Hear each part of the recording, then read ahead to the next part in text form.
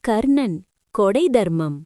மகாபாரதத்தில் பல வீரர்கள் இருந்தார்கள். ஆனால் தர்மத்தையே உயிராக வாழ்ந்த ஒருவன் இருந்தான். அவன் பெயர் கர்ணன். சூரியபுத்திரன் கர்ணன் பிறப்பிலேயே கவசமும் குண்டலங்களும் பெற்றவன். ஆனால் அவன் பெருமை அவையல்ல, அவன் வாழ்ந்த தர்மமே. யாசகன் யாராக இருந்தாலும் கர்ணனின் வாசலில் வெறுமையாகத் திரும்பியதே இல்லை. கேட்கும் முன் கொடுப்பதே உண்மையான தர்மம் என்பதே அவன் வாழ்வு. குருக்ஷேத்திரப் போர் நெருங்கியது. கர்ணன் இருந்தால் பாண்டவர்களின் வெற்றி உறுதியல்ல. அதனால் தேவர்கள் அஞ்சினர். ஒருநாள் காலை கர்ணன் சூரியனை வணங்கிக் கொண்டிருந்தான்.